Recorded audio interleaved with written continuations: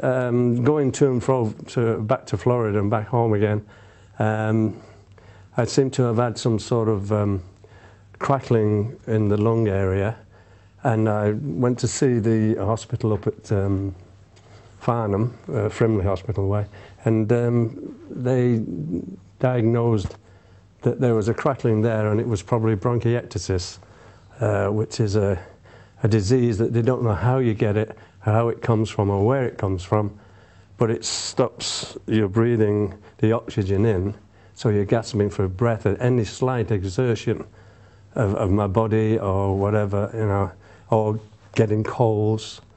Be careful, because it can turn into pneumonia like that, because it won't grab the oxygen in and your heart starts pumping like crazy, and that could go. So you're on a knife edge, really, that you just have to take the medicine. And I had all sorts of tests, and they've come up now with a system, they said it's IPF, which is idiopathic pulmonary fibrosis. Idiopathic means you haven't got a clue what it is, but it's pulmonary, which is a lung, and it's a fibrosis, and they say it's all scarred underneath. But I believe that's been done by medication, because I've had all sorts done. I've had needles under here that go underneath the armpit down and into the lungs and into sort of antibiotical, I suppose, but never seem to do anything.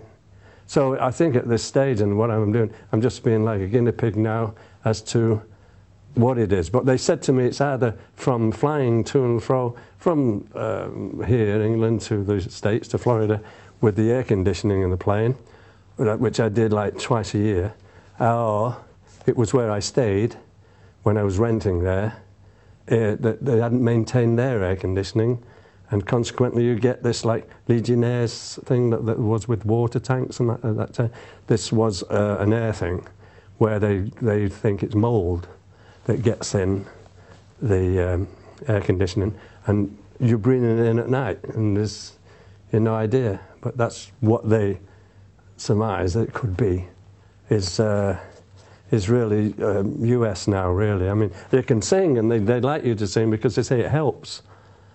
But it's not very pleasant to be up there, especially if you think if somebody's paying for you, you know, to sing. If you're doing it pro, I couldn't do the pro thing. I mean, I could sing karaoke and have a laugh, but because I know I can stop and cut wherever, you know what I mean, if it goes.